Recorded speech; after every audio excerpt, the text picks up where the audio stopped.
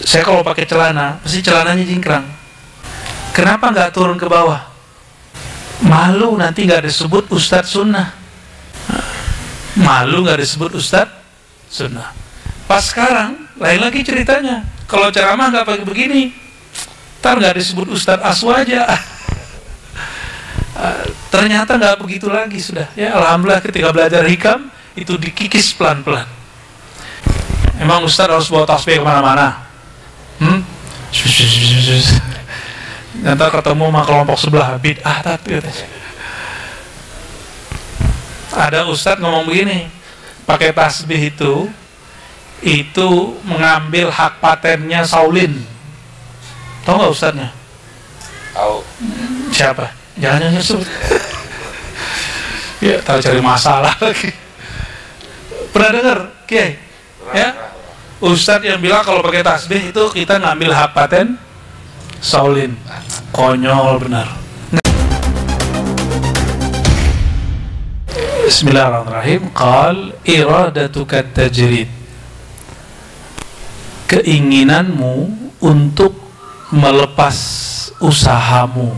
Tajrid itu melepas usaha. Ma'iqamatillahi iyyaka fil asbab. Sedangkan Allah sedang menghendaki kamu mesti berusaha, mesti pakai asbab. Jadi ada dua. Wah, ini tangan kiri nggak bisa, ya sudahlah. Jadi kalau kita lagi sakit, asbabnya apa supaya sembuh? Berobat. Oke. Kalau hidup lagi susah, asbabnya apa supaya hidupnya enak? Ikhtiar, cari kerja. Kalau kita awam ingin alim, ikhtiarnya apa? Ngaji. Tapi kalau ngaji awam-awam, ya akan selamanya awam. Kita ini bolehlah nggak mampu baca kitab, tapi jangan sampai rohaninya selalu awam. Rohani kita harus naik. Masa-masa dulu orang-orang kalau ada hajat, sholawat, itu udah lewat. Sekarang masanya umat itu sudah harus lebih dewasa. Umat harus lebih dewasa. Ya. Tetap sholawat, tapi tujuannya bukan lagi supaya hajatnya terwujudkan, tapi supaya kolbu dia hadir bersama Rasulullah SAW. Ya. Kamu ingin tajrid, kamu ingin melepas asbabmu, padahal jika kamu melepas usahamu, kamu nggak makan. Kalau kamu sakit, tidak berobat, nggak sembuh. Ya. Namun banyak orang melakukan ini supaya disebut apa?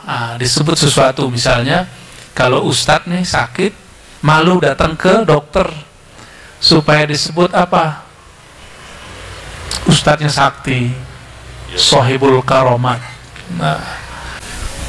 Maka keinginan tersembunyi ingin disebut orang keramat, ustadz sakti, rezekinya datang sendiri. Keinginan itu disebut syahwat yang tersembunyi. Bahasa Arabnya asyahwah al-khafiyah. Maka disebut dalam teks ini minasyahwatil khafiyah, yaitu disebut dengan syahwat yang halus. Jadi syahwat itu ada yang zahir, mata jelalatan, itu masih jelalatan kan ya Bang Dik? Tergantung ya. Ya. Jadi ketika mata bersyahwat, kalau lagi lapar apa? Keroncongan. Nah, pengen makan, itu syahwat perut. Kalau jomblo pengen menikah, itu syahwat faraj, syahwat seksual. Ya, itu normal. Itu namanya syahwat zahir. Syahwat yang zahir. Nah, syahwat yang jaliyah, yang nyata. Di belakang itu ada syahwat yang tersembunyi. Syahwat secara bahasa Arab berarti keinginan-keinginan. Nah, ingin disebut ustadz sakti. Kalau saya nih dulu ngalamin Bang Dik, karena dulu bisa ngeruqyah. Jadi pas sakit nggak mau ke dokter, ruqyah aja badan sendiri, 3 hari nggak sembuh baru ke dokter. Ya, malu masa ustadz ngeruqyah datang ke dokter. Ya. Malunya ke siapa? Malu ke manusia. Itu disebut syahwah khafiyah. Tapi oleh Imam Ibnu Alan disebut dengan asyirk al-khafi, syirik yang tersembunyi. Syiriknya halus. Jadi lebih kenceng Imam Ibnu Alan, ya, Ibnu Ruslan, maaf, Imam Ibnu Ruslan, ya, dalam kitab Risalatut Tauhidnya kata beliau, kulluka syirkun khafi. Semua yang kamu pikirkan itu syirik khafi, syirik tersembunyi. Apa kata orang gitu nanti? Masih begitu nggak beramal itu? Nanti apa kata orang di masjid kalau saya nggak datang? Kata Ustadz kalau nggak pakai kopiah. Nanti apa kata orang? Masa Ustadz nggak pakai kopiah? Emang apa urusannya Ustadz nggak pakai kopiah? Usul adab itu lain cerita. Tapi kalau nggak enak sama orang, nah itu beda. Dia menghormati dirinya dengan pakai kopiah itu lain cerita, ya. Jadi ada syahwat yang jaliyah, yang nyata, yang terang, yang tampak. Ada syahwat yang halus. Nah, syahwat yang halus ini nggak bisa pakai baca Quran, mesti dizikirkan dengan zikir yang halus. Bahasa Arabnya zikir khafi. Maka hampir semua ahli zikir mereka punya menu namanya zikir khafi. Ini bisa membersihkan kolbu yang terhambat oleh syahwat yang khafiyah. Dulu Bang Dik, saya kalau pakai celana pasti celananya jingkrang. Kenapa nggak turun ke bawah? Malu nanti gak disebut Ustadz Sunnah. Malu gak disebut Ustadz Sunnah. Pas sekarang lain lagi ceritanya. Kalau ceramah gak pakai begini, ntar gak disebut Ustadz Aswaja. Ternyata gak begitu lagi sudah. Ya alhamdulillah ketika belajar hikam itu dikikis pelan-pelan. Coba saya copot nih, masih Ustadz gak? Saya copot nih, masih Ustadz nggak? Masih. Terus apa urusannya ini? Ini cuma adab bermajelis. Di luar majelis saya nggak mesti begini. Di luar majelis saya boleh pakai kaos nggak? Boleh-boleh aja, nggak ada masalah. Oke. Emang Ustadz harus bawa tasbih kemana-mana? Nanti ketemu sama kelompok sebelah bid'ah tadi. Ada ustadz ngomong begini, pakai tasbih itu mengambil hak patennya Saulin. Tahu nggak ustadznya? Tahu. Siapa? Jangan sebut. Ya, tahu cari masalah lagi. Pernah dengar? Oke. Ya, ustadz yang bilang kalau pakai tasbih itu kita ngambil hak paten Saulin. Konyol benar. Nggak ngerti bilang ngerti lah ya.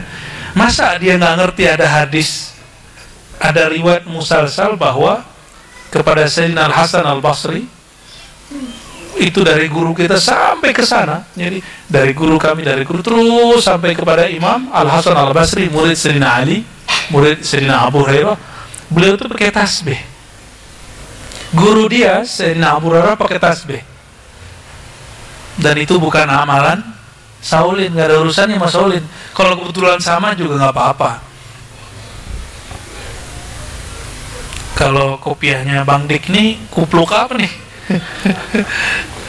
Kalau Bang Ronald apa tuh kupluk? Sorban apa tuh? Sedan Cirebon ya. Bagus juga ya. Kalau ini bukan kupluk Buaran. Buaran. Bikin orang Buaran seneng aja. Nah, jadi ada 2 kosakata biar gampang. Tajrid itu dari jarrada yujarridu tajridan. Apa artinya? Melepas usaha, sebab. Supaya alim cukup riyadhah, merem atau baca kitab. Gimana? Kalau mau alim gimana? Supaya alim gimana caranya? Merem. Bismillahirrahmanirrahim. Begitu nggak? Enggak. Itu riyadhah tawasulan namanya. Itu nggak bakal nambah alim. Kalau mau alim, innamal ilmu bita'allumi. Kalimat ini dijadikan judul bab oleh Imam Bukhari, dan itu ada dalam satu riwayat, riwayatnya Hasan. Sesungguhnya ilmu itu hanya kalau orang belajar, harus bermajelis, gak bisa merem ya. Jadi kalau cuma riyadhah putar-putar tasbih, ya yang kencang riyadhahnya, ilmunya ya gak nambah. Bagaimana laduni? Laduni itu bab lain ya. Laduni itu gak perlu merem. Orang ahli laduni lagi ngomong bisa nambah ilmu, dia belum baca bisa kasih Allah. Jadi orang laduni nggak perlu kemudian jadi kebal, nggak ada urusannya laduni. Kan ada tuh ilmu laduni, tahu-tahu kebal. Melihat nggak? Ada videonya tuh. Ya, itu nggak nyambung. Itu bukan laduni. Ya, ilmu laduni nggak ada urusannya dengan itu. Ilmu laduni artinya ilmu yang Allah beri langsung ke dalam rohani seorang hamba. Dan itu sifatnya rahasia. Ya. Tapi kalau ilmu-ilmu seperti hikam ini gimana? Ya mesti ngaji, masih duduk. Ngaji tauhid mesti duduk, mesti didengar. Kalau cuma merem, pasti halu.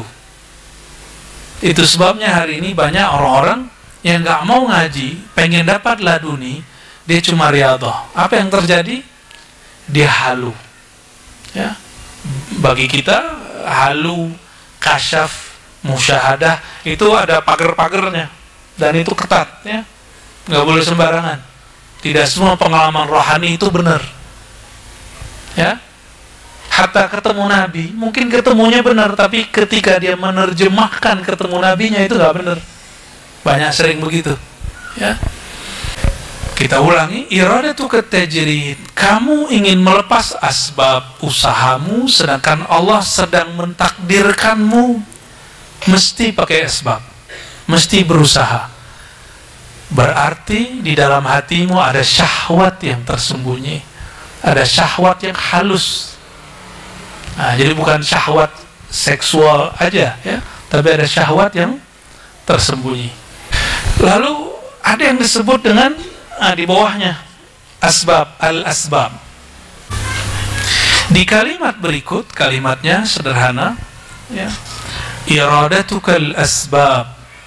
Engkau menginginkan tetap pada sebab, mengambil usaha, ingin tetap sibuk, padahal Allah menghendaki kamu tajrid. Contohnya orang udah pensiun, dulu sebelum pensiun dia ngomong gini, coba kalau aku pensiun nanti bakal sering sholat di masjid. Coba kalau nanti pensiun aku akan ngaji tiap malam, bolak-balik musola. Coba kalau nanti pensiun saya akan khatam Quran 10 hari, khatam sekali. Tapi ketika dia pensiun enggak ya. Atau orang ngomong gini, ketika ada temannya suka ngasih-ngasih, apa katanya, coba kalau aku punya duit aku akan suka bagi-bagi. Nah ini hati-hati, kalau ingin berbagi jangan nunggu kaya, kalau ingin beramal jangan nunggu luang. Orang yang berbagi nunggu kaya selama-lamanya jadi orang pelit, karena merasa miskin itu karakter manusia, ngerasa gak puas. Jadi kalau ingin berbagi, mulai sedari kita masih kurang kaya. Kalau udah kaya pasti tambah pelit, medit, bakhil, syahih bahasa Arabnya. Syahih bukan sahih ya Bang Dik ya. Syahih. Syahih itu orang yang pelitnya sudah nggak ketulung, ya. Keinginanmu mengambil asbab, sedangkan Allah menginginkan engkau melepas asbab, itu syahwat bukan. Disebut apa? Inhitatun, jatuh dari himmah yang tinggi, semangat yang tinggi. Dulu sebelum pensiun katanya mau begini, mau begitu, semangatnya turun, ya. Kiai saya meninggal. Kata teman, coba kalau dari dulu aku ngaji sama kiai, gitu. Tetangganya kiai itu, coba kalau dari dulu aku ngaji sama kiai. Kita mau lihat dia benar nggak nih ngomong begini. Kalau dia benar ngomong begini, pasti besok dia ngaji kepada penerus kiai. Kita nggak tunggu-tunggu, nggak ada tuh dia ngaji ke penerus kiai. Berarti cuma angan-angan, ya. Nah, dalam hikam itu ada kalimat, ya, yang disebut niat itu ma qaranahu amalun, yang disertai dengan amal. Kalau gak disebut angan-angan. Jadi beda niat. Coba, udah niat haji belum? Yang belum haji. Yang sudah haji mau umroh lagi gak? Yang belum umroh mau umroh gak? Kalau mau umroh mulai nabung, mulai besok mulai nabung. Gak usah banyak-banyak, 100.000 sebulan, 200.000. Nanti lama-lama pengen banyak aja kita. Jangan nunggu kaya dulu, gak bakal berangkat.